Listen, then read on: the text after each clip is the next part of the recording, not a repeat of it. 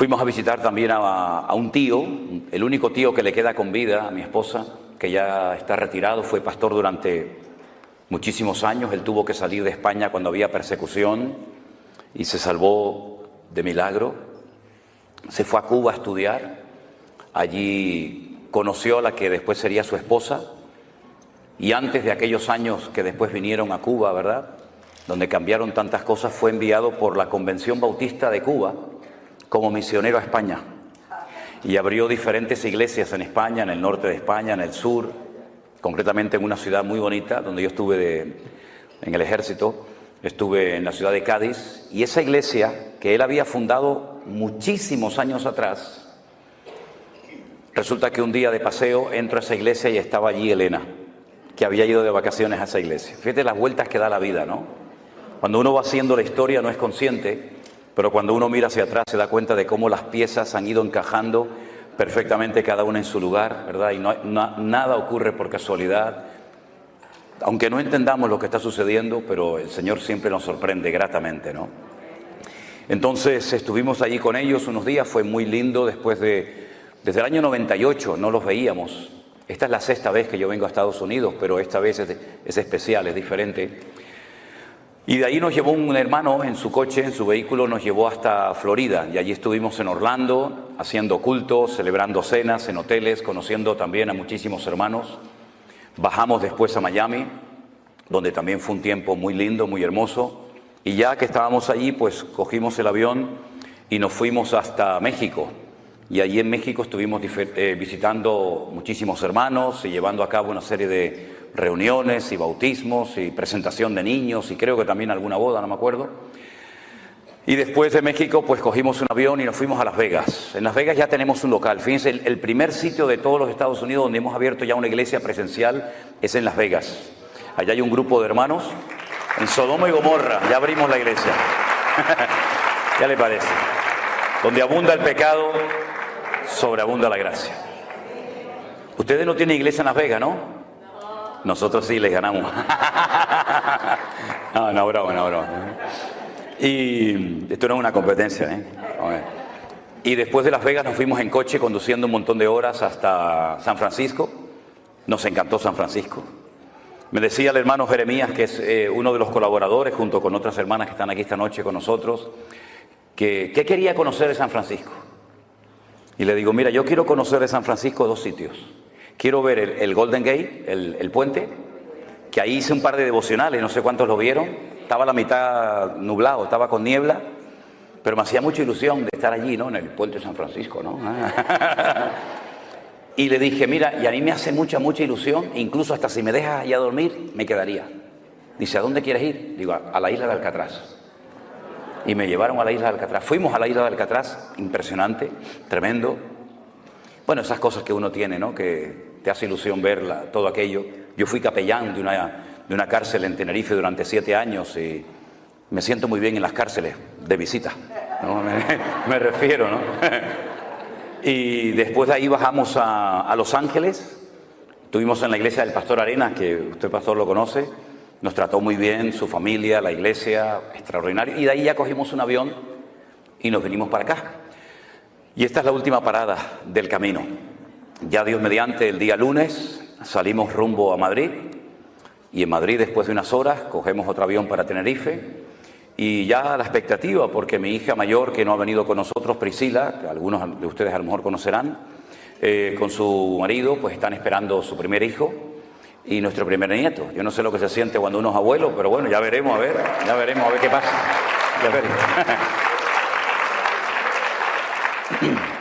Y estamos gratamente sorprendidos por todo lo que el Señor ha hecho. Yo tengo que admitir y reconocer y pedirles perdón a todos ustedes públicamente porque durante los días del confinamiento, cuando estábamos cerrados y yo creía firmemente que nadie nos estaba viendo ni escuchando, que estaba predicando a un salón de sillas vacías. Y varias veces tuve la tentación hasta de parar la predicación porque decía, Señor, ¿qué estamos haciendo aquí? ¿Quién nos está viendo? ¿Quién está escuchando? Me di cuenta de que en aquellos tiempos en los que atravesamos aquel desierto, porque aquello fue un desierto totalmente, ¿verdad? Nos dimos cuenta tiempo después de que el Señor estaba usando esas palabras, esos cultos, esos mensajes, para ganar a miles de personas. Y ha sido una obra invisible, por lo menos para nosotros. Ustedes juegan con ventaja, ustedes nos ven a nosotros, saben si somos altos, bajos, si vamos bien vestidos, mal vestidos. Ustedes lo saben todo de nosotros. La gente dice, oye, ¿cómo está fulano? ¿Cómo está mengano? Digo, ¿pero ustedes cómo saben eso? Y dicen, nosotros lo sabemos todo. Yo no sé nada de nadie, pero ustedes lo saben todo de nosotros, porque lo contamos todo. Y nos hemos dado cuenta de que el Señor hizo una obra maravillosa.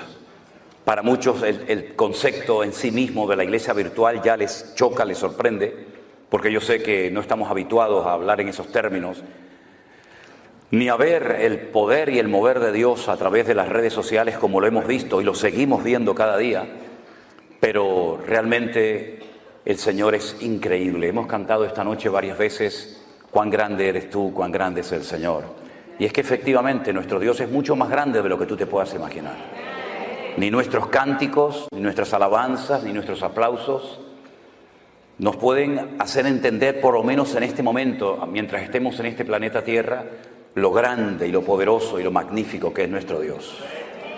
Pero a la misma vez, ese Dios tan inmenso, tan indescriptible para el lenguaje humano, se ha reducido, por decirlo de alguna manera, se ha acercado a nosotros en forma de hombre, con carne y hueso, y habitó entre nosotros, y pudimos ver su gloria. Y cuando caminaba por las calles de Israel, partió el rumbo de la historia en dos. Mira que hubo grandes profetas en la antigüedad, ¿verdad? Podríamos hablar de Jeremías, de Isaías, de Daniel, pero ninguno de ellos se pudo comparar jamás a la personalidad, a la figura de nuestro amado y querido Salvador, el Señor Jesús. Porque Él, mis queridos hermanos, dejando toda la gloria, dice que se despojó y se anonadó. Esa es lo que dice la versión 1909, la nuestra Reina Valera del 60, en ese sentido no tradujo bien el término. Dijo que se despojó, pero yo me puedo despojar de la chaqueta, pero seguir vestido. Pero Él se anonadó, lo cual significa que se hizo nada, ¿verdad? Y tomando forma de siervo, podía haber tomado forma de rey, de conde, de duque, de marqués. Tomó forma de siervo. Y estando en la condición de siervo, de hombre, se humilló a sí misma hasta lo máximo. Ya no podía bajar más. Y dice que estando en la condición de hombre se hizo obediente, porque tú te puedes hacer hombre, pero ser un desobediente, un rebelde. Pero él optó a hacerse hombre obediente hasta la muerte, eligiendo la peor muerte de todas las que se han inventado por la raza humana, que es la muerte de cruz. ¿Qué les parece? Un descenso de la gloria al sepulcro. Pero a continuación dice el apóstol Pablo en la carta de los Filipenses, por lo cual, viendo este descenso, por lo cual Dios le exaltó hasta lo sumo y le dio un nombre que es sobre todo nombre, para que en ese nombre se doble toda rodilla de los que están en el cielo, en la tierra y aún debajo de la tierra, y toda lengua confiese que Jesucristo es el Señor. Den un fuerte aplauso a Él, aleluya. Ese es nuestro Dios, a Él la gloria en esta noche, aleluya. Pero aunque no voy a hablar de este tema, pero sí quiero, como me dijo el pastor Norris hace un rato, dice, puedes alargarte esta noche un poco más porque mañana es sábado y la gente no trabaja. Entonces dije, esta es la mía. Esta es la mía, amigo. Se hizo siervo, pero es que no todos los siervos en la Biblia eran iguales. Hay diferentes tipos de siervos en la Biblia. Estaba el que se llama el ecónomo. Un ejemplo de un siervo ecónomo, que la Biblia en el Nuevo Testamento lo llama el ayo, el maestro, fue José. José era un ecónomo, un hombre que adquirió toda la responsabilidad de la casa de su amo Potifar. Era un siervo, era un esclavo, pero con privilegios. Sabía leer, sabía escribir y tenía responsabilidades por encima de otros siervos. Qué curioso, para sus hermanos José era una amenaza y para José era una bendición. ¿Cómo es posible que a veces tú para algunos hermanos seas un peligro y para los inconversos seas Un instrumento tremendo en las manos del Señor, ¿verdad? Unos lo venden y otros lo compran. Y él fue un ecónomo, un hombre que marcó una diferencia en Egipto, y toda la administración económica de todo el imperio cayó sobre sus manos, porque era un siervo, pero un siervo ecónomo. Pero cuando Moisés escribe la ley, habla de un tipo de siervos que se llaman los doulos, que son los esclavos de amor. En la ley de Moisés había una ley que decía que cada cierto tiempo, cuando llegaba el año de jubileo, todos los esclavos tenían que ser puestos en libertad y las deudas se perdonaban. Usted me debe dinero a mí, llegaba el año de jubileo, ya no me debes nada. ¿Se imaginan si el Fondo Monetario Internacional cada 70 años le perdonara a todas las naciones de la tierra, a toda Latinoamérica, a toda África, las deudas que tienen? El mundo sería una maravilla, habría igualdad. Los ricos no serían cada vez más ricos, ni los pobres serían cada vez más pobres, ¿verdad? Habría una justicia distributiva.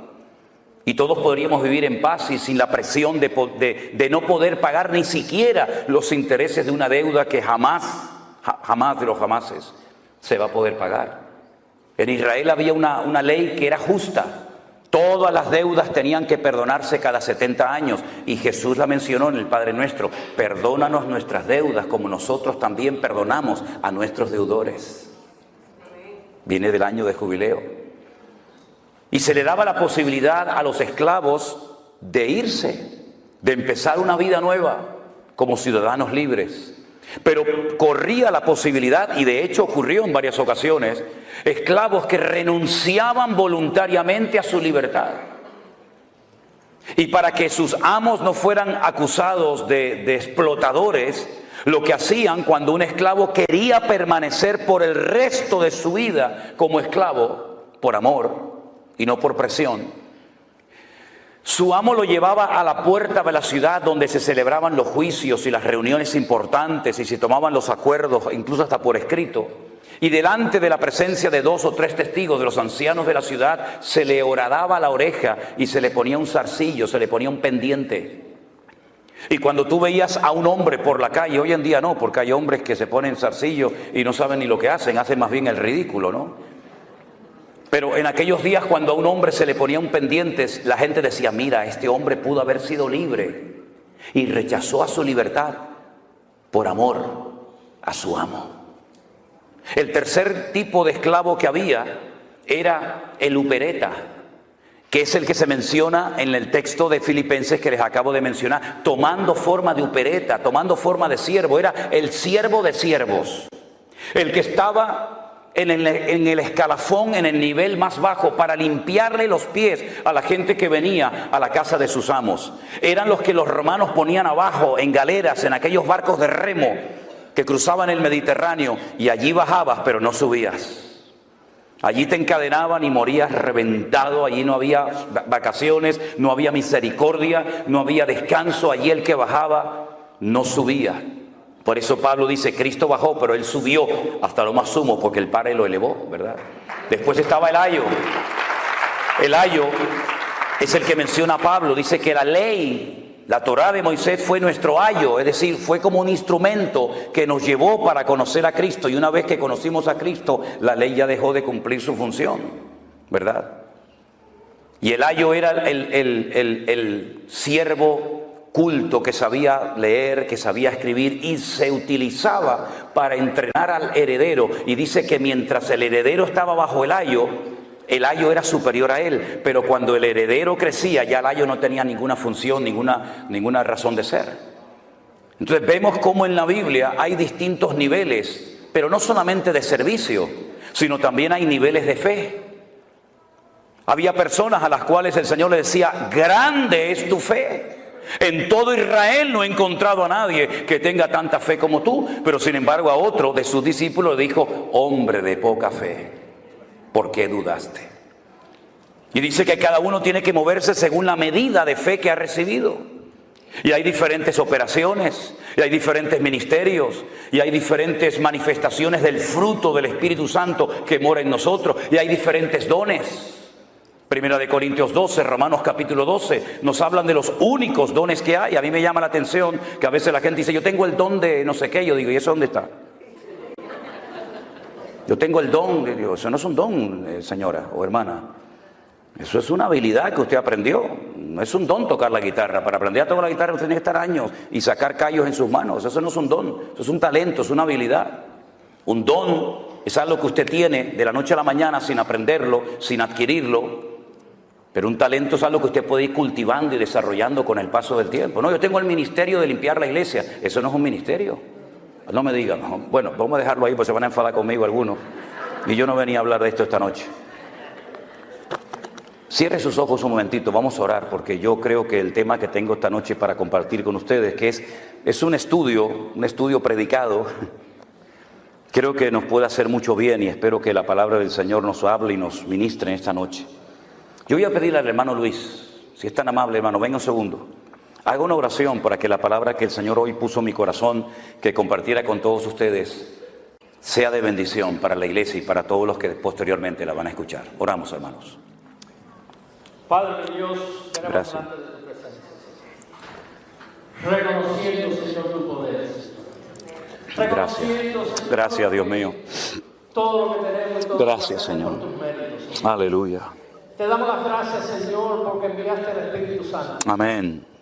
No solamente a traernos las escrituras. Oh, sí, Señor, Shaddai, ayúdame en el nombre de Jesús. Así es. A darnos iluminación. Oh, gloria, barabacosha, ayúdame, Señor, en el nombre de Jesús. Sí, así es. Te damos las gracias. Gracias, Dios mío. Señor, en este día. Oh, gloria. Santo, que tú derrames conocimiento, que tú derrames entendimiento, Señor. Que puedan, Señor, recibir, Señor. Sí, Padre como Santo. tú vas a exponer, Señor. Prepara los corazones. Amén. Dios. En el nombre de Jesucristo te damos las gracias. Amén, amén. Gracias, hermano. Fuerte ese aplauso a nuestro Dios. Aleluya. Gloria a Dios. Antes que se me olvide, yo dije que en marzo del 2020 estuvimos pasando un desierto. Todos estuvimos en cierto sentido, unos más, otros menos, pasando un desierto, ¿verdad? Veíamos las iglesias vacías, por lo menos yo, las sillas vacías, pero cuando un día descubrí el significado de la palabra desierto en hebreo, ese día me empecé a gozar de una forma tremenda. ¿Quieren que se lo comparta un momentito? Sí, ok. Si no quieren, me lo dicen, ¿eh? Yo tengo otras cosas que decirles, pero los libros de la Biblia, en nuestra Biblia, lamentablemente, digo lamentablemente con todo respeto, no recibieron el nombre que el Señor les puso. Por eso nos perdemos mucha bendición simplemente por leer el título del libro que no se llama así en hebreo. Tenemos un libro que se llama el libro de números. Y uno dice, bueno, números, sí, porque hubo un censo. No, pero espere. El libro de números en la Biblia se llama el libro de Bamidbar. Diga conmigo, Bamidbar. Significa literalmente en el desierto. El libro de números en hebreo se llama en el desierto. Bamidbar. Y usted dice, bueno, ¿y? Pero escuche, hay 3 letras dentro del concepto, dentro del término Bamidbar o desierto, que significa hablar. Dabar, la palabra dabar, el verbo dabar es hablar. Anile daber, atale daber, dabar es hablar.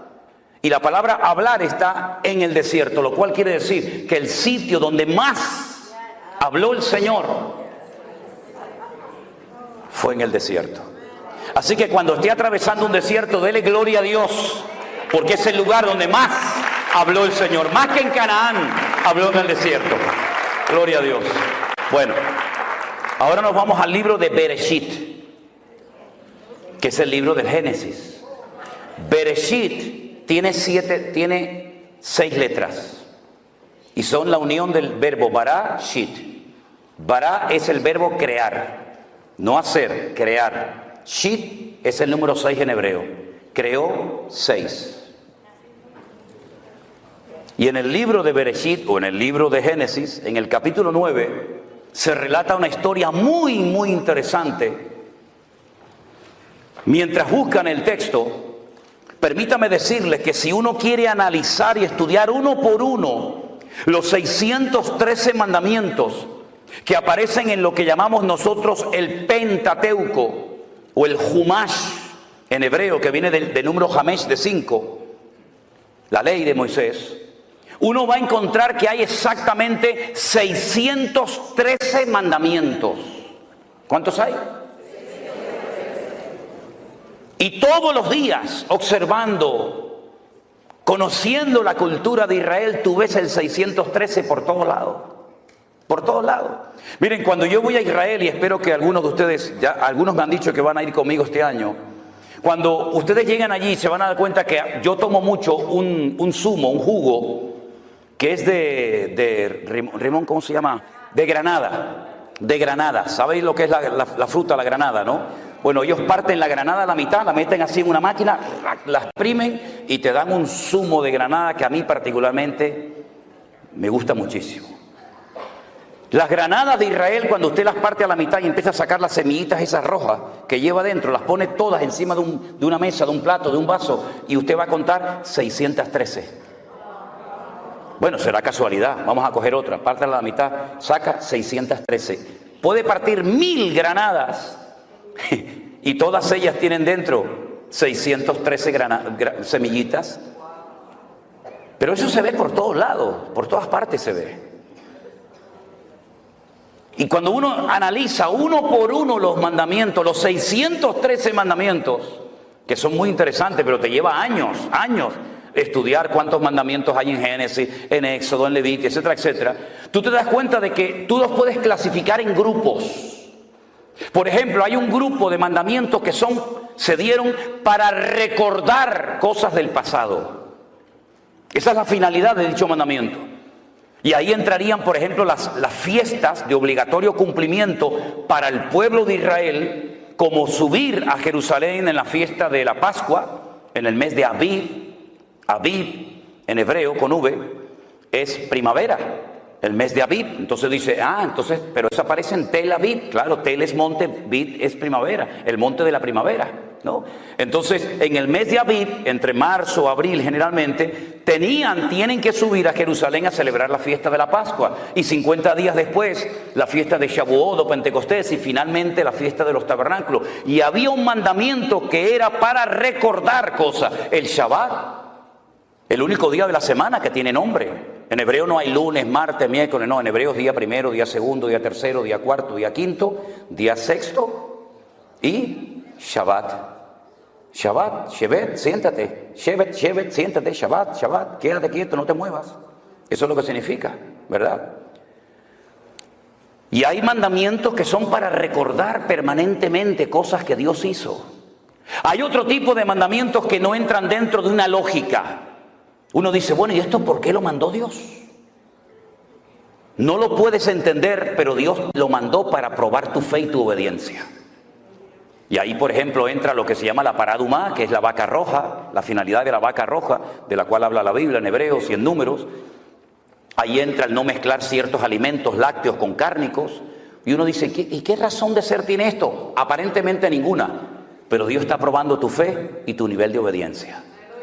Luego hay una gran clasificación de mandamientos que se llaman lo tasé. Dígalo conmigo, lo tasé. No hagas. Cosas que no se pueden hacer. No matarás, no cometerás adulterio, no andarás por tu pueblo chismorreando, etc. No se hace, no se hace. Son los mandamientos lo tasé. Ellos lo llaman lo tasé o mandamientos negativos.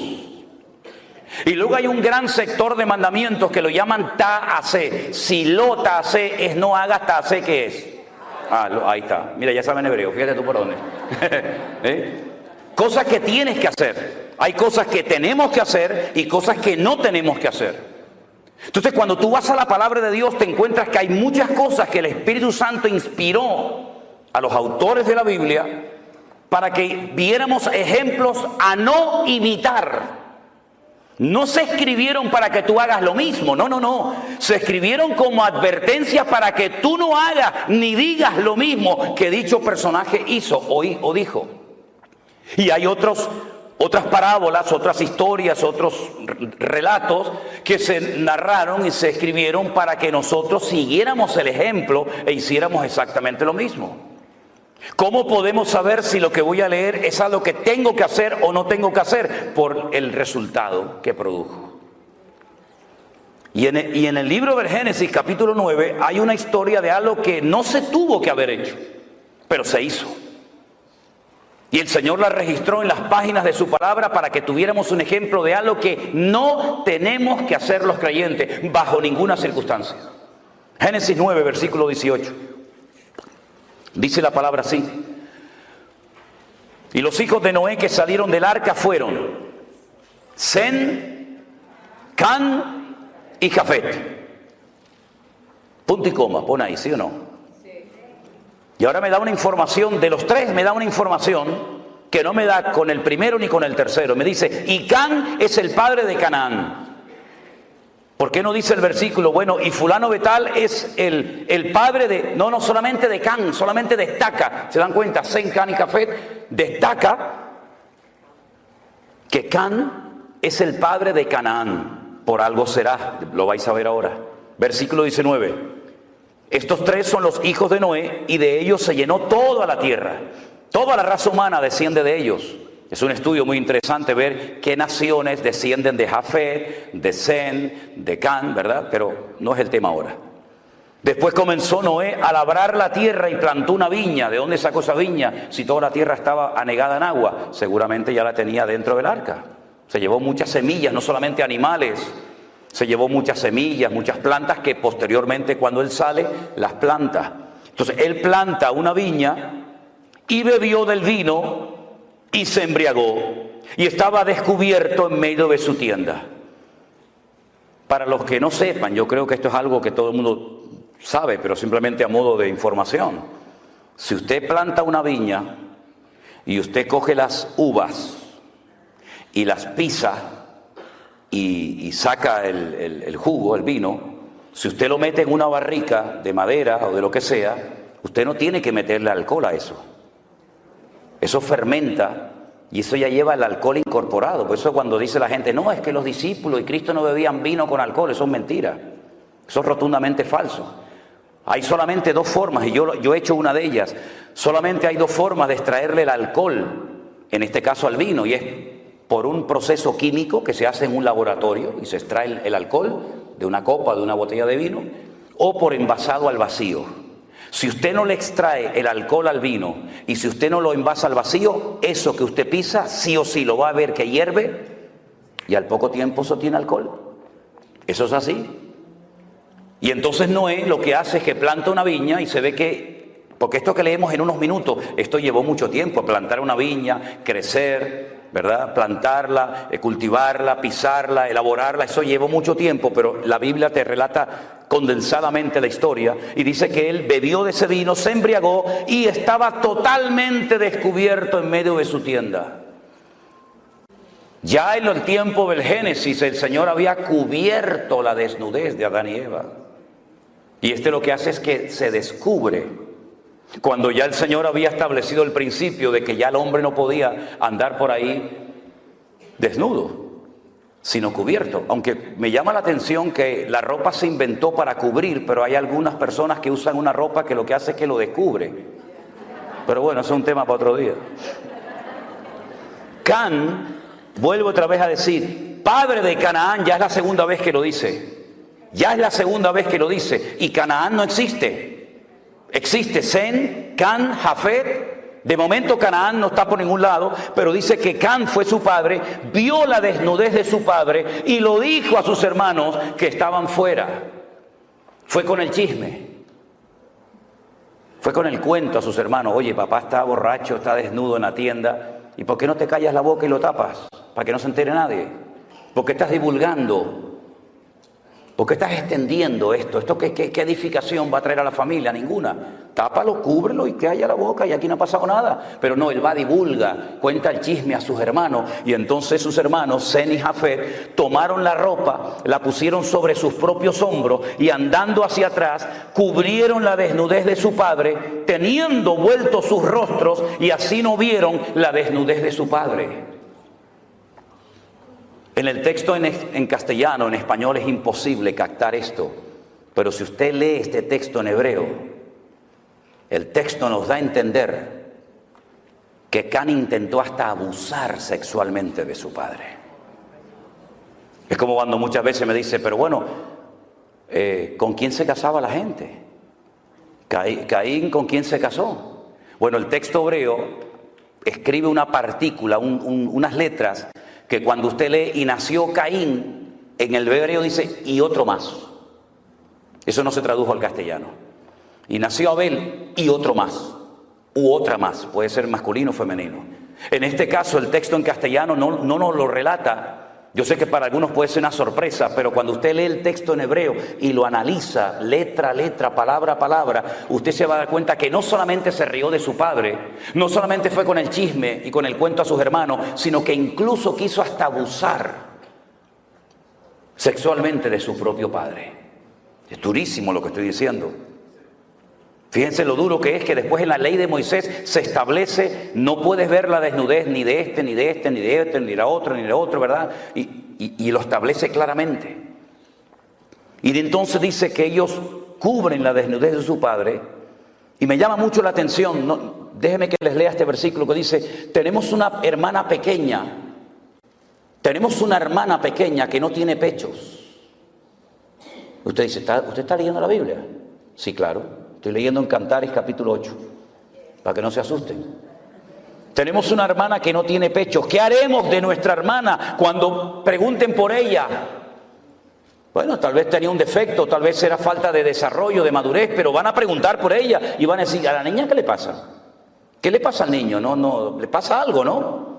Y entonces, de una forma poética, en literatura poética hebrea dicen, si ella es un muro, edificaremos sobre ella un palacio de plata.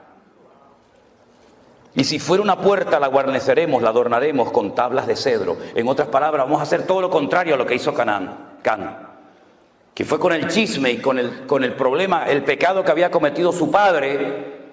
Nosotros vamos a cubrirla. No encubrir. Encubrir dice que el que encubre no prosperará. Pero el amor cubrirá multitud de pecados. Parece lo mismo, encubrir a cubrir. No es lo mismo. El que encubre no prospera, dice la Biblia. Pero el amor nos permite cubrir la falta del hermano. Que no se entere nadie. Oye, déjalo, no pasa nada. ¿Estás arrepentido? Busca al Señor. Sí, amén, ya está. Queda entre tú y yo, ya está. Usted sabe que la mejor manera de divulgar una noticia es contársela a un cristiano evangélico. Eso ni el WhatsApp ni el Facebook, eso corre como la pólvora. Cuando se despierta Noé, porque tarde o temprano se tenía que despertar, se despierta de su embriaguez y supo lo que había hecho su hijo más joven. Se enteró. Y entonces hace Noé algo, dice algo que no es un ejemplo a seguir. Ya dije antes que hay ejemplos a no seguir, a no imitar y ejemplos a imitar. Y en este caso, cuando este hombre se despierta, sale de su embriaguez, dice, maldito sea Canaán. Y aún no había ni nacido. Salieron del arca Sem, Can y Jafet. No se habían reproducido en el arca. Él está hablando de un personaje que aún no había nacido y antes de nacer ya lo maldice. Canaán. ¿Quién era Canaán? El hijo de Can. Por consiguiente, el nieto de Noé. Lo maldice. Y la maldición es la siguiente. Siervo de siervos serás a tus hermanos. No vas a levantar cabeza nunca. Vas a ser un criado, un siervo de todo el mundo. Y dijo más. Bendito sea por Jehová mi Dios, sea Sem. Y sea Canaán su siervo. Engrandezca el Dios a Jafet y habita en las tiendas Sem, y sea Canaán su siervo. Vivió Noé después del diluvio 350 años y fueron todos los días de Noé. ¿Cuántos? 950 años y murió. Y uno dice, ¿cuántos años? No se preocupe que aún hubo uno que vivió más. 969 vivió en Matusalén. 19 años más que este. ¿Qué le parece? Lanza una maldición. ¿Hizo bien en decir aquello? No. Pero marcó el destino de Canaán. Y yo les pregunto a todos ustedes que ya son conocedores de las Escrituras, ¿cómo se llamaba el país al cual el Señor quiso llevar a su pueblo de Egipto, cruzando el desierto, rumbo a dónde?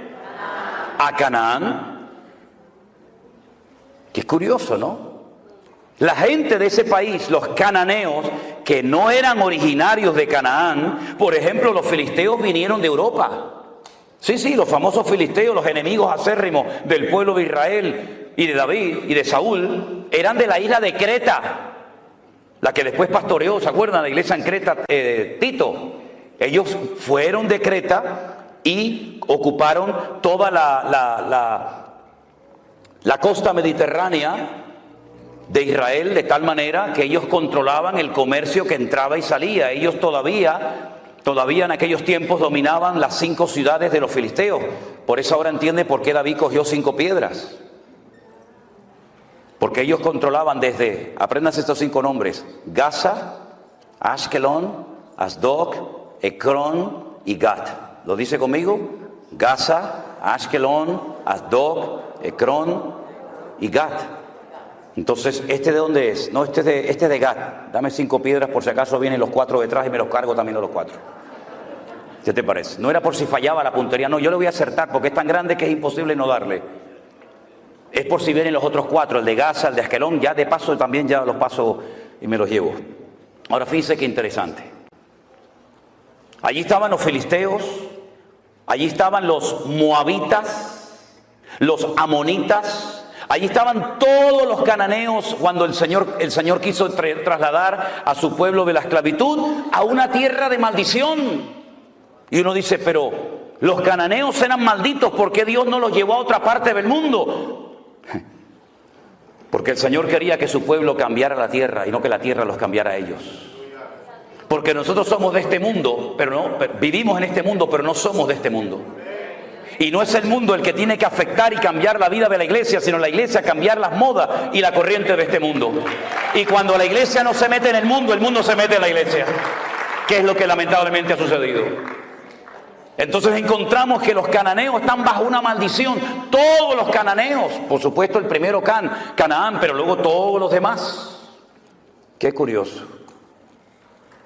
Yo en el fondo de lo que quiero hablar en esta tarde y despejar dudas es el famoso tema de las maldiciones. Porque me he encontrado con centenares de preguntas hace unos meses atrás de creyentes, gente nacida de nuevo, que estaban asustados y preocupados por el tema de las maldiciones, si se pueden heredar o no. Y algunos me citaban parte de Éxodo capítulo 20. ¿Saben que Éxodo capítulo 20 es de los 2 capítulos que hay, Deuteronomio 5 y Éxodo 20, donde aparecen los 10 mandamientos, ¿verdad?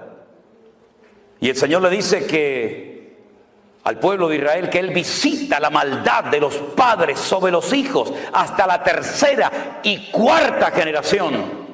Y me citaban así el texto y yo les decía, no lo mutile, no lo corte, siga, no lo corte, siga citándolo. De los que me aborrecen, que no es nuestro caso, hermanos. Dios visita la maldad de los padres sobre los hijos hasta la 3ª y 4ª generación de los que me aborrecen. Pero para 1000 generaciones será bendita la generación del justo. ¿Y cuánta gente vive bajo esa opresión? Y asustados y con miedo. ¿Será que yo estoy maldecido porque mi abuelo le pegó? O mi abuelo fue un alcohólico, o mi madre fue... ¿Pero qué está diciendo? ¿Quién le enseñó esa barbaridad, esa locura? Yo voy a ir despejando con la palabra, no con argumentos humanos. Yo no vengo aquí a entretenerles a ustedes, yo vengo aquí a predicar la palabra de mi Dios. Y yo le voy a ir despejando con la palabra falsos argumentos y falsas posturas teológicas que han hecho mucho daño al pueblo de Dios. Ya le acabo de mencionar que Dios visitaba la maldad sobre los padres, sobre los hijos de los padres hasta la 3ª y 4ª generación de los que me aborrecen. Por lo tanto, el creyente, el nacido de nuevo, el que es templo del Espíritu Santo, el que ha pedido perdón por su pecado, ahí no tiene por qué sentirse aludido. Porque usted no aborrece al Señor, que yo sepa. Ahora, si hay alguien aquí que aborrece a Dios, agárrate, mi hermano. O bueno, más que mi hermano, mi amigo. Porque hermanos no. Resulta que cuando llegan a la tierra de Canaán, que no es Israel todavía, bueno, a veces se le cita como la tierra que fluye leche y miel, ¿sí? Para no mencionar lo de Canaán, Israel todavía no se llamaba la tierra que fluye leche y miel. Y entonces la gente dice, oye, pues si fluye leche y miel, allí tiene que haber vacas por todos lados. Si, para que corra la leche, tiene que haber millones de vacas. No. Mira, te lo voy a decir de otra manera para que lo entiendas mejor. Es tierra de palmeras y de dátiles. Es lo mismo, tierra que fluye leche y miel. Miel de palmera, como la que tenemos en Canarias, miel de dátiles. Y el higo ese que tiene púas, lo aplastas y sale una leche. Entonces yo te voy a llevar a una tierra de palmeras y de dátiles, de leche, de higo y de miel de palmera. A esa tierra yo te voy a llevar. Pero allí, a la tierra que yo te voy a llevar, no es como la de Egipto, que no hace falta orar por lluvia, allí siempre hay agua. ¿Por qué? Porque viene el río más largo del mundo, 6.666 kilómetros de largo. Siempre hay agua en Egipto. En Israel no. En Israel vas a tener que comportarte bien para que yo mande la lluvia temprana y la lluvia tardía. Y depende de tu conducta en la tierra, actuará el cielo. De ahí viene lo de atar y desatar, permitir o no es permitir, ¿verdad? Y resulta que cuando entran a la tierra prometida, Josué, que ya había aprendido la lección hace 40 años atrás del fracaso de los espías que vinieron con un informe negativo y sembraron un espíritu de desánimo y de derrota en el pueblo, él opta por mandar a 2. ¿Se acuerdan? Y les dice, entren en Jericó y que nadie se entere que ustedes están ahí. Ustedes son espías, los otros eran exploradores. Son 2 palabras en hebreo diferentes, no tiene que ver una cosa con otra, aunque se traduce igual en la Reina Valera. Entren a Jericó, ¿y dónde pueden entrar sin levantar sospecha 2 extranjeros? A un burdel, a una casa de prostitución donde entran y salen hombres y no van a levantar sospecha como si entraran a cualquier otro lugar. Entonces, entren y averigüen cómo está la situación de adentro hacia afuera. Y cuando llegan a la casa de Rahab, la ramera, la dueña del prostíbulo, Rahab le dice, escuchen, hemos oído lo que Jehová vuestro Dios hizo por vosotros cuando os sacó de Egipto. Es como si te saca alguien el periódico de hace 40 años de esta ciudad y te lee la noticia de hace 40 años, como si fueran actuales. Eso es lo que Rahab está haciendo. Hemos oído lo que el Señor vuestro Dios hizo cuando os abrió el mar rojo, cuando derrotasteis a Faraón y a los egipcios, y cómo habéis ido venciendo a todos los reyes por el camino. Y sabemos que el Señor vuestro Dios entregará esta tierra en vuestras manos. Tenían más fe los inconversos en el Dios de Israel que Israel en el Dios de ellos. Y entonces ella pide clemencia, pide misericordia. Por favor, no me matéis, porque esta ciudad yo sé que va a ser entregada en vuestras manos. Ahora, hay un dato curioso en el libro de Josué que dice que Rahab vivía entre muro y muro. Eran 2 muros alrededor de las casas, eran 2 círculos concéntricos, uno más grande que el otro, ¿verdad? Eran como 2 grandes circunferencias. Y ella vivía entre muro y muro. Quédense con ese dato. Ellos le dicen, si tú no le cuentas al rey de Jericó que hemos estado aquí y que nuestros soldados están al otro lado del Jordán, y cuando vayan a Israel conmigo van a ver Jericó, Jericó todavía existe, la ciudad de las palmeras, y van a ver allí el río Jordán, y enfrente van a ver otro país que hoy en día se llama Jordania. Eso es un país inventado, eso no existía, eso en la Biblia es Moab. Pero los ingleses, para que no les atacaran y no les robaran las posesiones, dijeron a los hashemitas, que eran los peores del desierto, mira, vamos a hacer una cosa, para que no nos ataquen más y nos dejen en paz, les regalamos un país entero y te nombro rey. Y entonces dijeron, ¿cómo lo llamamos? Pues está el Jordán, Jordania, venga, para ustedes. Y así se lo inventaron. Entonces las tribus estaban al otro lado, y estos, cuando le dicen a Rahab antes de irse, amarra este cordón rojo en la ventana de tu casa para que cuando entremos y caigan las murallas y tomemos posesión de la tierra, sepamos dónde tú vives para que no te matemos. Pero una cosa, tienes que estar dentro de la casa, tú y toda tu familia. ¿Lo entendiste? Sí, ok, chao. Se fueron. Viene la destrucción de Jericó, todos conocemos la estrategia. Ahí no se lanzó ni una piedra, ni una lanza, ni una jabalina, ni una flecha, nada, porque no iban a caer por el poder del hombre, iban a caer por la estrategia divina. Los muros cayeron de arriba abajo, se desmoronaron, no cayeron. Cuando los arqueólogos fueron en los años 50 a estudiar las antiguas murallas de Jericó, que aún están allí, aún están allí, la antigua Jericó, se dieron cuenta de algo muy curioso, que los muros no habían caído de afuera hacia adentro, tampoco lógicamente de afuera hacia adentro, sino, ¿se acuerdan la imagen aquella que vimos aquí cerca cuando aquellas dos torres gigantescas, cómo cayeron? Se desmoronaron sobre sí mismas, así, de arriba abajo, así cayeron los muros de Jericó, porque fue una intervención divina del cielo a la tierra. Cuando ellos entran a la ciudad de Jericó, todas las murallas caen, el círculo de afuera y el círculo de adentro, pero la casa de Rahab permaneció.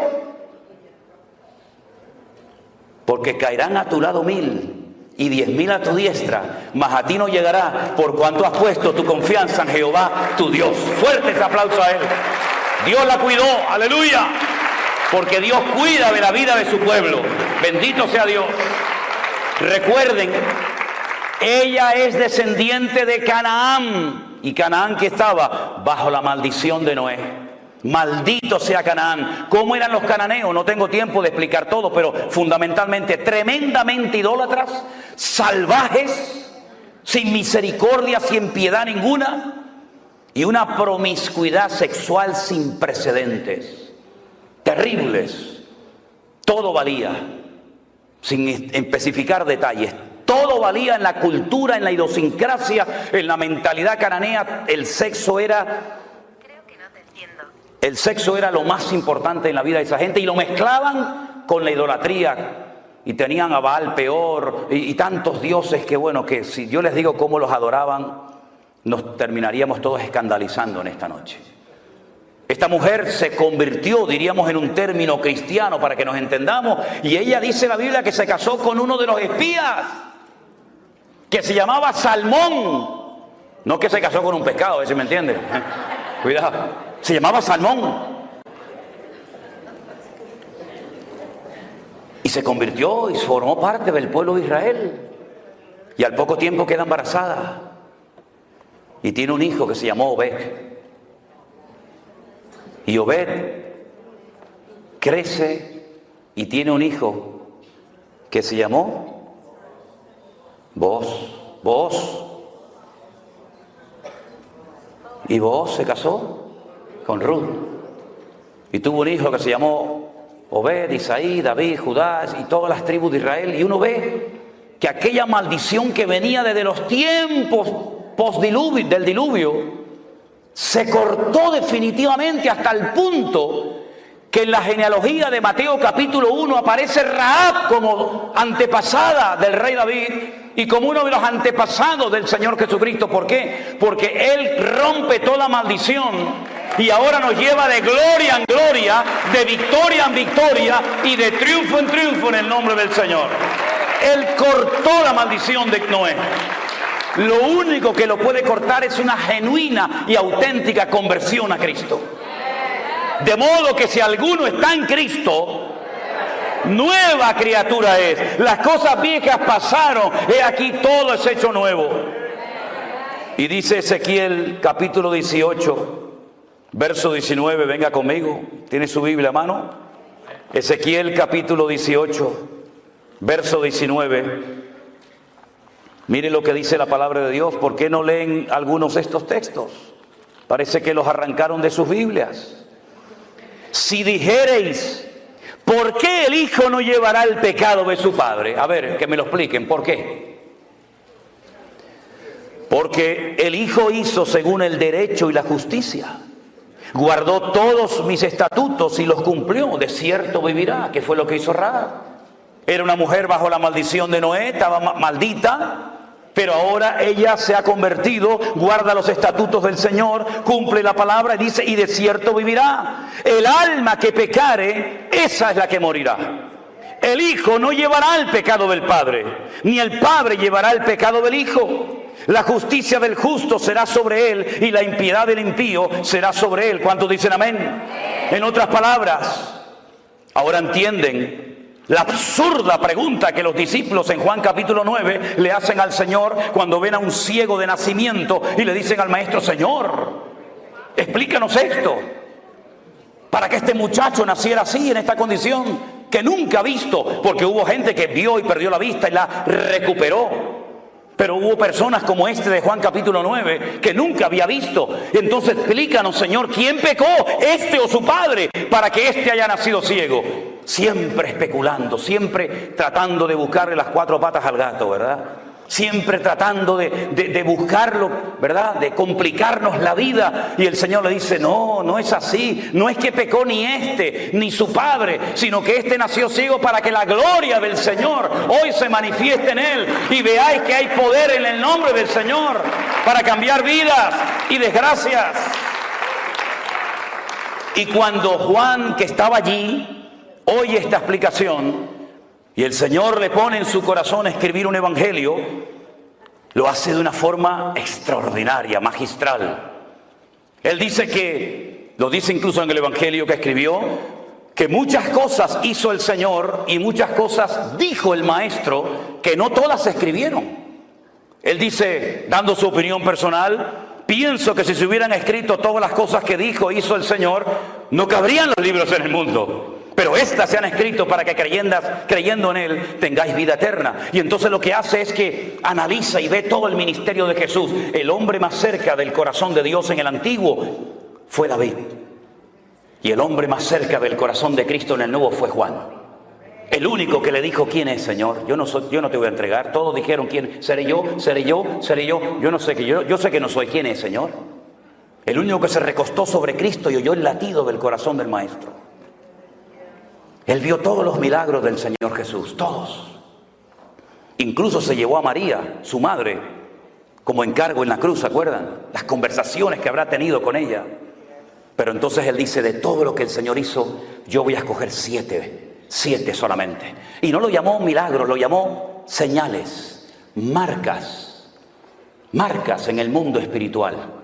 Y entonces en el capítulo 2, 4, 5, 6, 6, 9, 11... Él es como si tuviéramos 7 cámaras de filmación, 7 cámaras de vídeo grabando en esta noche aquí, y después juntáramos todo el material de las 7 cámaras, la que está allá arriba, la que está por los costados, la que está enfrente, juntáramos todo el material y lo pudiéramos ver. La pregunta es, ¿cuál de las 7 proyectó la verdad? ¿Aquella? ¿La de la izquierda? ¿La de la derecha? ¿Cuál de las 7 cámaras grabó la verdad? Todas, de diferentes puntos de vista. Unos de atrás para adelante, unos de adelante para atrás, unos de arriba abajo. 7 visiones diferentes de la misma escena, del mismo culto. Eso es lo que hace Juan. En el capítulo 2 dice, yo estuve allí cuando le dieron agua y él la convirtió en buen vino. En un vino excelente que dejó al catador, al maestresala, con la boca abierta diciendo, pero ¿qué has hecho? Has guardado el mejor vino para el final, cuando el bueno se pone al principio y después ya cuando están ya que no disciernen de derecha a izquierda, le pones el malo, pero tú lo has hecho al revés. Es que lo mejor está por venir, mi hermano. Y entonces muestra el Señor de la calidad. Pero en el capítulo 4 viene un hombre y le dice, tengo un siervo que está enfermo, pero Señor, no hace falta que venga, di la palabra y mi criado sanará. Y entonces cuenta el milagro enseñando que el Señor es el Señor del espacio, no lo limita al espacio. Ay, amigo, pero en el capítulo 5 va al estanque de Betesda y le dice a un hombre, ¿quiere ser sanado? Y le dice, es que no tengo a nadie que me meta. ¿Quieres ser sanado, sí o no? ¿Cuánto tiempo llevas ahí? 38 años, levántate, toma tu lecho y anda. Y es el Señor del tiempo. No lo limita el tiempo ni el espacio. Y en el capítulo 6 camina por encima de las aguas. Él domina la creación y no la creación lo domina a él. Pero también en el capítulo 6 multiplica los panes y los peces. Porque es el Señor del tiempo, del espacio, de la calidad. Y es el Señor también de la cantidad. Con lo poco, con su bendición alcanza y sobra. En el capítulo, En el capítulo 9 le dicen, ¿quién pecó este o sus padres? Y él dice, ni él ni su padre. En otras palabras, yo voy a romper hoy una regla que para ustedes ha sido una atadura durante años. Es creer en la mala suerte, creer en las maldiciones hereditarias. No, es que tiene que nacer gente enferma para que yo me glorifique en ello. Y finalmente, esperen. En el capítulo 11... la prueba final. Si hubieras estado aquí, mi hermano no habría muerto. ¿Qué le está diciendo Marta y María? Por culpa tuya mi hermano está muerto ahora. ¿Sabes? Yo te llamé. Tú nos enseñaste, clama a mí y yo te responderé. Y yo clamé. ¿Y por qué no viniste? Pedid y se os dará. Yo pedí y no recibí nada. Yo llamé y no se me abrió la puerta. Yo busqué y no te encontré. Y ahora vienes y mi hermano ya hiede porque hace 4 días que está muerto. Si hubieras estado aquí, mi hermano no habría muerto. ¿Ahora para qué vienes? Ya es demasiado tarde. Los judíos creían y creen que a las 72 horas, a los 3 días, el alma se va del cuerpo y nunca regresa. Por eso cuando vas a Jerusalén, al Valle de los Huesos Secos, al cementerio más antiguo del mundo, te encuentras en las tumbas una ventana para que salga el alma y no regresa hasta el día postrero, en la resurrección. Y Jesús le dijo, pero María, por favor, Marta, yo soy la resurrección y la vida. ¿Qué estás diciendo? El que cree en mí, aunque esté muerto, vivirá. Y le dice Marta y María, yo sé que mi hermano resucitará, pero no ahora, en el día postrero. Es una fe a largo alcance, pero no la sabes acercar a tu realidad, a tu vivencia personal de ahora. Mucha fe en el cielo, mucha fe en la gloria, mucha fe en la Nueva Jerusalén, pero ahora eres incapaz de creer que Dios hoy te puede sorprender con un milagro. Vamos al cementerio y dice Lázaro sal fuera. Y yo he estado en la tumba de Lázaro. Me metí dentro de la tumba de Lázaro y quise probar por mí mismo lo que dice la Biblia, que lo llamó a gran voz. Me metí dentro de la tumba de Lázaro, que no es así en horizontal, sino es como una escalera así como bajando. Y cuando estaba bien abajo en la tumba le dije, antes de entrar a los de arriba, grítenme con toda su fuerza. Y no se oye nada. Y menos con una piedra, que en este caso ya no está. Pero el Señor lo llamó y Lázaro salió fuera. Entonces en esos capítulos 2, 4, 5, 6, 6, 9, 11, usted puede ver que no hay nada ni nadie que detenga al Señor. ¿Por qué? Porque Él es el Rey de Reyes y Señor de los Señores. Apláudele ahora si quiere a Él. A Él toda la gloria, a Él la honra, aleluya. Él lo cambia todo. Él lo cambia todo. Rahab llegó a ser antepasada del mismísimo rey David. Dejó la prostitución, dejó la mala vida. Llegó a ser antepasada del Señor Jesucristo. Porque no importa lo que tú hayas hecho o cómo te hayas comportado, el Señor perdona y olvida. Hay creyentes que ni perdonan ni olvidan. Pero nuestro Dios siempre, al corazón arrepentido, al contrito y humillado, tú no despreciarás. ¿Verdad? Y ese es nuestro Dios. Es un Dios que torna toda maldición en bendición. Dice Gálatas capítulo 3, verso 10. Vengan conmigo. Gálatas capítulo 3, versículo 10.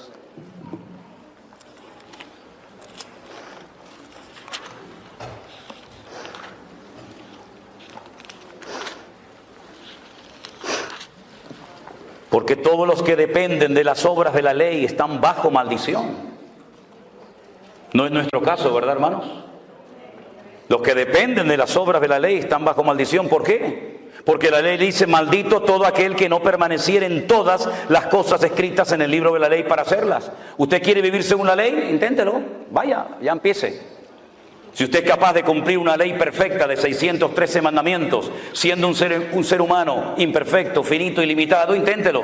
Pero le digo de antemano que no lo va a poder conseguir nunca.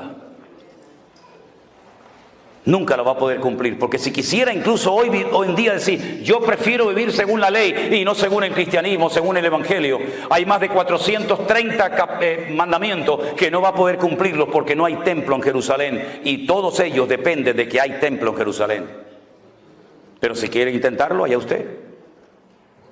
De nada le sirve poner las 2 velitas encendidas el Shabbat. De nada le sirve ponerse un kipá en la cabeza. Yo siempre le digo a los hombres, ¿usted quiere vivir según la ley? Sí, hermano. Ok, ¿ya se circuncidó? Ay, no, hermano, eso no me lo diga. Digo, entonces usted, esto no vale. Por las obras de la ley ninguno se justificará delante de Dios, dice la Biblia. Es evidente, porque el justo por la fe vivirá. Sadik emunató yihyeh, dice el texto hebreo. Sadik, el justo, emunató, por su fe, yihyeh, existirá. Una cosa es vivir y otra cosa es que tu propia existencia dependa de tu fe. Es mucho más profundo. La ley no es de fe, sino que dice el que hiciere estas cosas vivirá por ellas. Pero Cristo nos redimió de la maldición de la ley, hecho por nosotros maldición, porque escrito está: maldito todo aquel que es colgado de un madero. para que en Cristo Jesús la bendición de Abraham alcanzase a los gentiles, a fin de que por la fe recibiésemos las promesas del Espíritu. En otras palabras, todas las maldiciones del Antiguo Testamento, que son muchísimas, el Padre se las cargó a nuestro Señor Jesucristo en la cruz. Las quebró todas y cada una de ellas. Y la última palabra, las últimas palabras de Cristo en el madero, en la cruz, fueron: consumado es. Tetelestai. Consumado, pagada está la deuda. Tal vez no entendemos lo que quiso decir en profundidad el maestro en aquel momento, pero el Señor Jesucristo dio una palabra, expresó con dos palabras lo que hacían los romanos cuando una persona en su imperio cumplía la condena. Le daban un papel que se llamaba el certificado de deuda. Usted le debe al Imperio Romano 30 años de cárcel, trabajos forzados, en galeras, donde sea. Cuando usted cumplía la condena, ponían su nombre, su apellido, su condena, el día que entró, el día que salió, y abajo ponían el sello del Imperio Romano y ponía la misma expresión, la misma palabra que el Señor Jesucristo, minutos antes de morir, la pronunció en la cruz del Calvario. Pagada está la deuda. No es que la salvación sea gratis. La salvación no es gratis. Lo que pasa es que Él pagó el precio. Y para usted es gratis. Pero el precio era la vida. El precio era la sangre.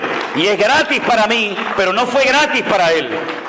Y por eso dice Pablo que era ciudadano romano y entendía la cultura de la época y la idiosincrasia de los pueblos. Él dice que él tomó el acta de los decretos que nos era contraria y se fue a la cruz y la clavó, y despojando a los principados y potestades triunfó sobre ellos en la cruz. Bendito sea el Señor.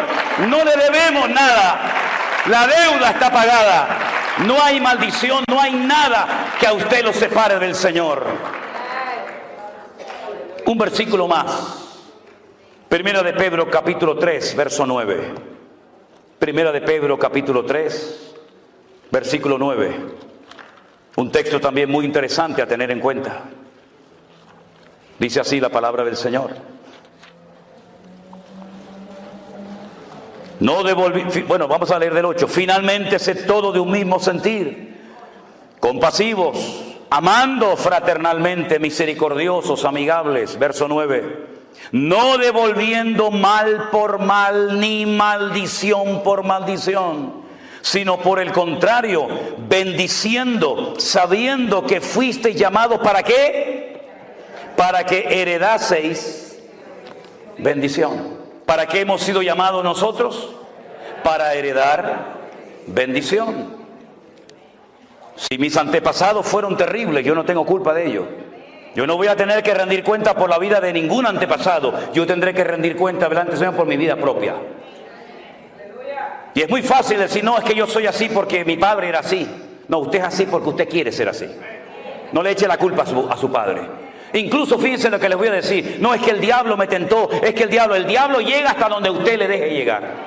Déjese de cuentos. No le deis lugar al diablo, dice la Biblia, ¿sí? Si le da lugar, lo va a tomar. Pero si usted se somete a Dios, resiste al diablo, huirá de vosotros, dice la Biblia. Así que no le eche la culpa al diablo de que anoche se emborrachó. Usted se emborrachó porque se quería emborrachar, déjese de cuento. Engaña a otro si quiere, a mí no. No, es que se me presentó la tentación y el diablo me tentó y me fui con otra. No, tú te fuiste con otra porque te querías en el fondo ir con otra. Porque el diablo te tienta porque conoce las debilidades de tu corazón. Porque hay gente que no es tentada nunca por la droga, porque nunca anduvieron en ese camino. Y porque hay gente que son tentadas en ciertas cosas, porque son las rendijas que le tienes abierto al enemigo, que él las conoce perfectamente.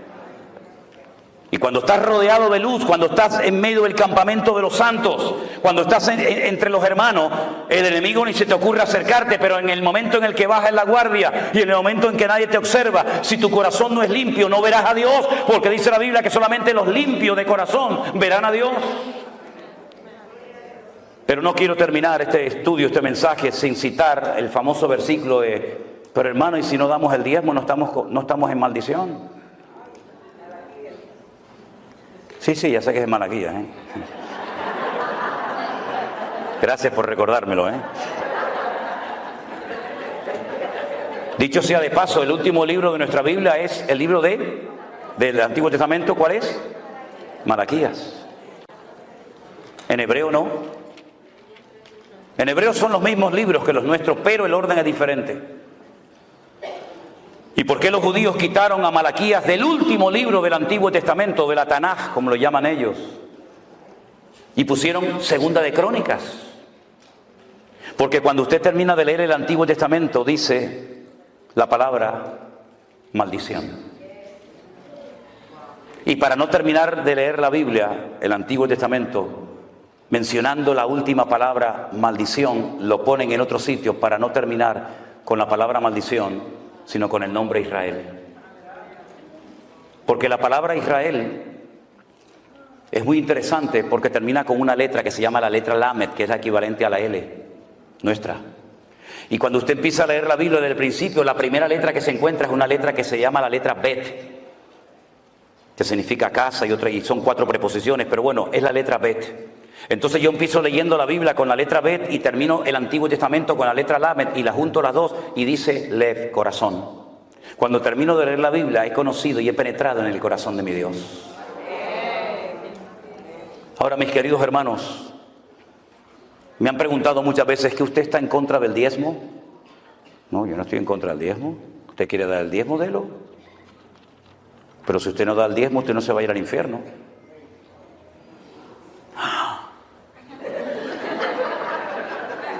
Pastor, arréglalo después usted lo que yo estoy rompiendo. Yo no estoy de acuerdo, me dicen algunos, porque el diezmo del Antiguo Testamento. Le digo, no pasa nada, hermano. A partir de ahora del 20, porque el diezmo era lo mínimo. ¿Usted no está de acuerdo? Tiene que dar el 20, menos no puede dar porque está fuera de orden, ¿verdad?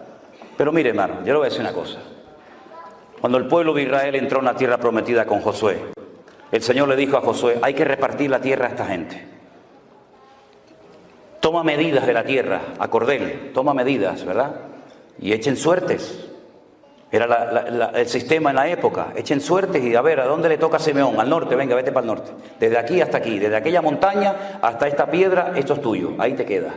Manasés, ustedes son muchos, la mitad de Manasés se va al otro lado del Jordán y la otra mitad se viene para acá porque ustedes son mucha gente.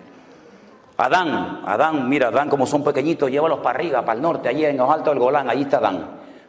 Y a los benjaminitas pues los lleva, y entonces repartió toda la tierra, y resulta que cuando faltaba una tribu por recibir tierra, el Señor le dice a Josué, a ellos no le des tierra.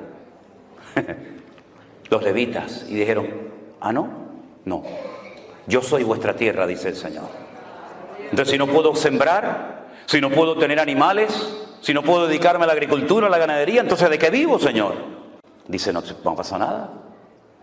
Le voy a pedir a las tribus restantes, a las 11 que tienen tierra, que separen el 10% de sus beneficios y se lo den a ustedes, para que ellos se dediquen a lo material y ustedes se dediquen a lo espiritual.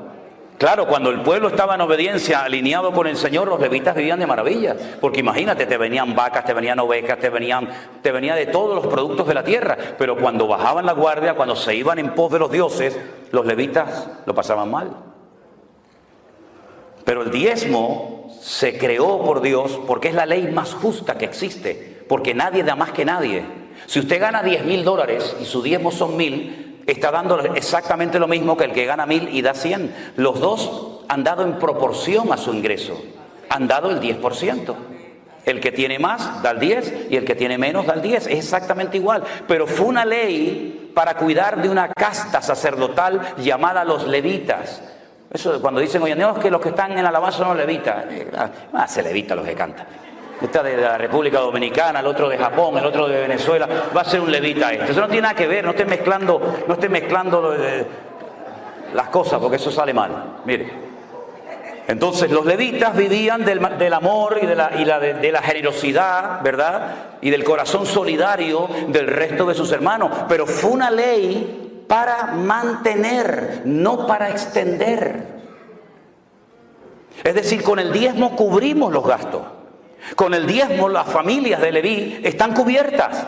Pero en la mentalidad del judaísmo no existe proselitismo. Mire, los musulmanes quieren ganar el mundo para su causa. Ellos ya han dicho en Europa hace muchos años, ganaremos a Europa con el vientre de nuestras mujeres. ¿Y qué es lo que hacen? Pariendo. Los europeos tienen 1 o 2 hijos, si es que los tienen, y estos tienen 7, 8, 9, 10. Nada, simplemente una regla de 3, ¿no? En tantos años, ellos son más o menos, entonces hay alcaldes, hay diputados, hay senadores. ¿Por qué? Porque ellos se reproducen, porque tienen el objetivo de evangelizar.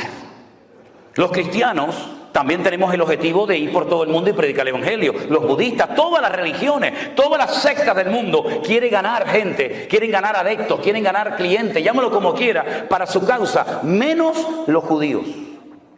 Usted no se va a encontrar a un rabino judío aquí en Nueva York o en Jerusalén o en cualquier parte del mundo evangelizando. Es que ellos no quieren que usted se convierta. Ellos ni le hablan, ni le miran. Usted es un goyín, usted es un perro. Pero entonces, ¿cómo hacemos? Ellos entonces inventaron algo que lo llaman los Benei Noah. Benei Noah, los hijos de Noé. Y se inventaron 7 leyes que Dios le dio para los gentiles a Noé. Es un invento. Esto está en el Talmud, la Tetafot, la Gemara. Son cosas que no... Y entonces ellos dicen, nosotros somos el pueblo escogido. Ellos no tienen ninguna intención de evangelizar. Entonces, el sistema del diezmo era única y exclusivamente para mantener el templo abierto, pero no para extender el judaísmo o la Torá por todas las naciones de la tierra. ¿Cuál fue el gran error de la iglesia? Adoptó un sistema del judaísmo, lo aplicó a la vida de la iglesia y creen que con los diezmos y con ofrenda vamos a evangelizar el mundo, y es imposible, porque es cuestión de matemática, y las matemáticas son ciencias exactas. Si a usted le entran 10,000, su límite son 10,000. Si a usted le entra $1,000,000, su límite son $1,000,000. Los diezmos son regularmente, generalmente, salvo excepciones, generalmente son las mismas entradas. Si usted basa su ministerio, si usted basa la economía de su ministerio, de su iglesia, de su denominación, única y exclusivamente en diezmos, usted está autolimitándose sin querer, porque la gente ganará siempre más o menos lo mismo. Entonces, ¿cuál es el sistema de Dios para la iglesia hoy en día? El justo por la fe vivirá. Eso se lo dijo el Señor a Abraham, no a Israel, se lo dijo a Abraham. Y por eso dice la Biblia que nosotros no somos hijos de la ley, nosotros somos hijos de Abraham, el que recibió las promesas. Entonces, si usted vive por fe, no hay límite. No hay un límite, no hay una contabilidad casi exacta todos los meses, sino que usted va a ver cada mes la gloria y la bendición del Señor. Y entonces cuando usted tiene que hacer algo, usted no tiene que sacar la calculadora. Usted lo que tiene que ponerse de rodillas y poner su fe encima de la mesa. Porque si usted saca la calculadora, dice, no podemos, hermanos, no podemos. Ha entrado este mes 10,000. Y ustedes me están diciendo que nos metamos en un proyecto de 50 millones. Y usted...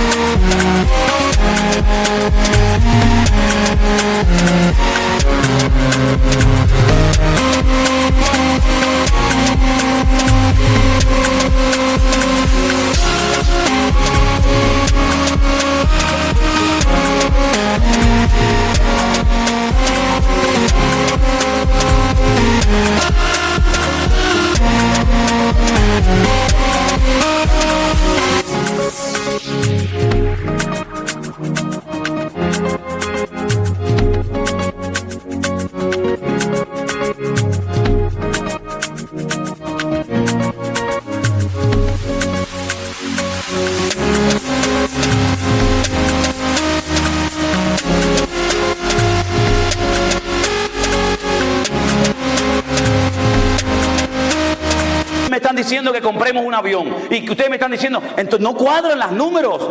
Y una cosa es fe y otra cosa es locura y ambición. Una cosa es la fe y otra cosa es decir, no, el Señor nos va a respaldar. ¿Qué te va a respaldar si no te respaldan a ti? Pero si yo digo, hermanos, no nos dan las cuentas, pero no se preocupen, vamos a orar.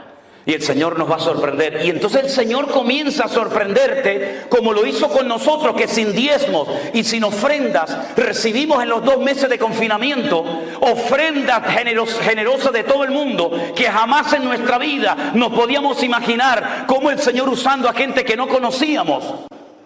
El Señor tocaba corazones de gente en Australia, en Alemania, en Afganistán, en Japón, en montones de lugares, sorprendiéndonos, porque el que sustenta y cuida a la iglesia no son los diezmos suyos ni los míos, sino es el Señor que cuida y bendice a la iglesia. Es una forma diferente, revolucionaria, ya lo sé.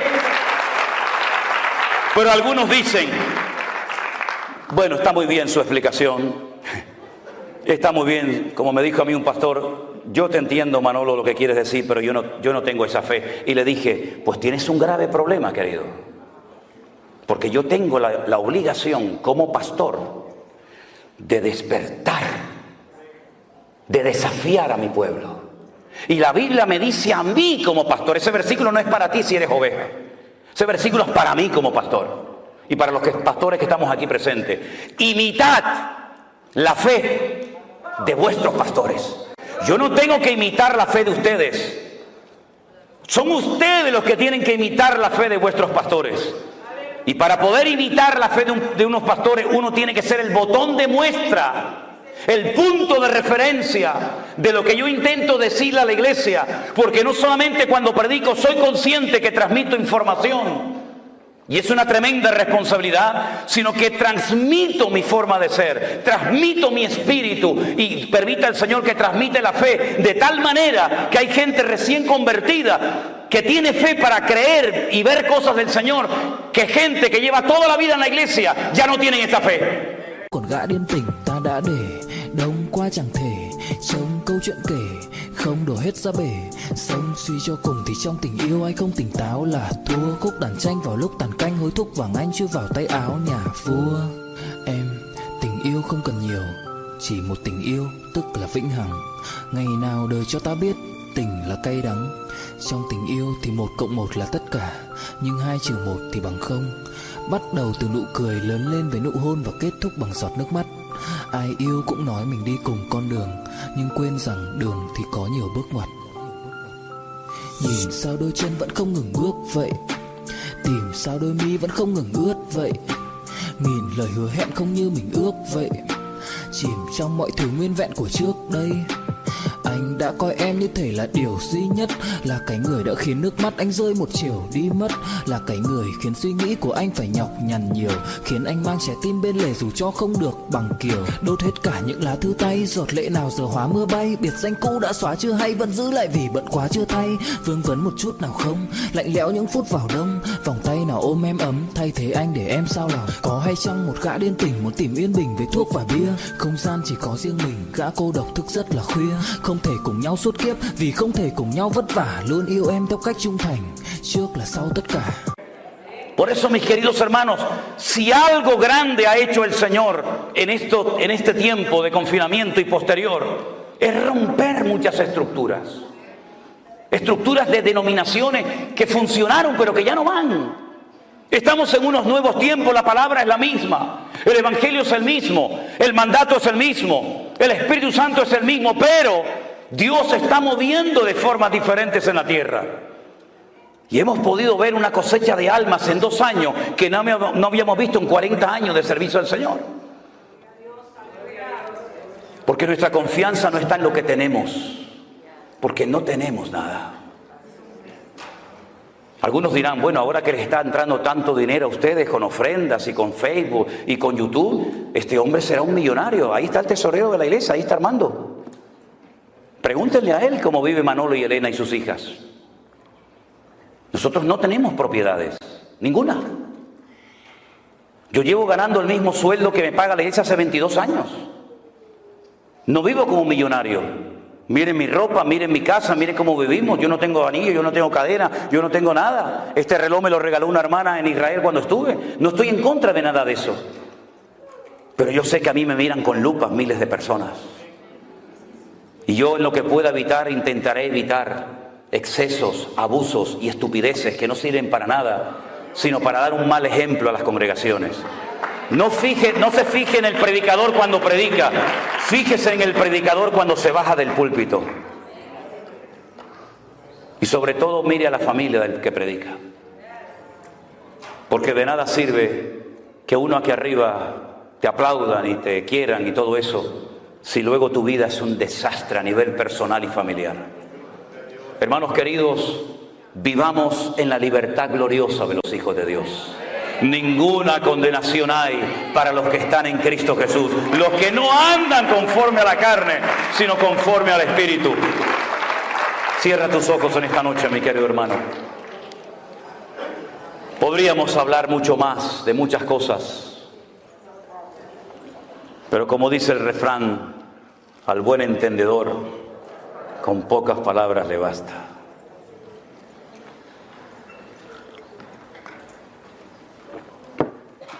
No vivan bajo condenación, queridos hermanos. La sangre de Jesucristo nos ha limpiado de todo pecado. Las cosas viejas ya pasaron. Disfrute de su comunión con el Señor. Disfrute de su familia, de sus hijos. El ministerio no es para sufrir. El ministerio es un privilegio. Y el día que no nos apasiona el ministerio y servir a las almas, pues tendremos que dedicarnos a otra cosa. Porque no hay nada peor que un ministro cansado, agobiado, estresado. Pero qué gozo tan grande cuando ves en la casa de Dios, en los hijos del Señor, el gozo, la paz, la alegría. Nos gozamos con lo mucho, nos gozamos con lo poco. Cuando hay, gloria a Dios. Cuando no hay, gloria a Dios. Exactamente igual. Como decía el sabio Salomón, Señor, no me des riqueza ni pobreza.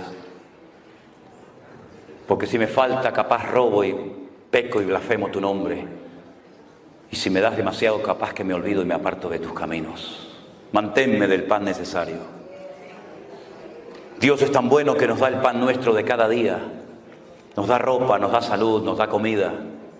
Nos da cosas para disfrutar de la vida hasta que Él venga.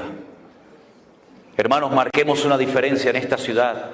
Marquemos una diferencia en este mundo enfermo que le ha dado descaradamente las espaldas al Creador. Que vean gente que sonríe, familias unidas, gente contenta, que se goza y se alegra en el Señor. Que el mundo nos vea reír, hermanos.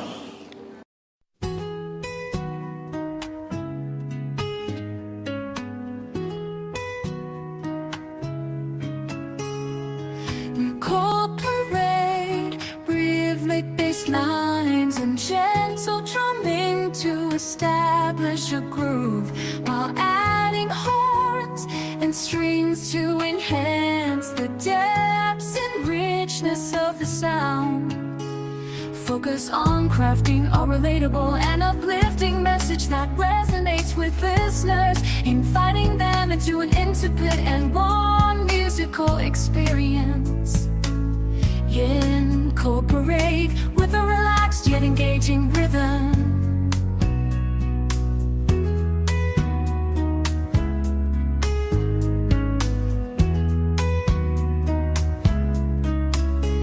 Take me there, take me where it all begins. Met you by the riverside, the city lights dim. You had that look, like you knew where I'd been. You asked me who's in your heart tonight, but I smiled back, staying out of sight. You're my anchor, my flame, lighting up shadows, calling my name. But every glance has its cost. In this game, someone's bound to get lost. I'm treading water in my own eyes. Told you I'd be better, but I still hide a tangled heart, a twisted mind. I'm here for now, but gone in time. In a crowded room, he's pulling me close, but your memory lingers like a ghost. Whiskey glasses and smoky air. I try to forget, but you're everywhere. You'd ask me to stay, see things through. But I'm running from me, not just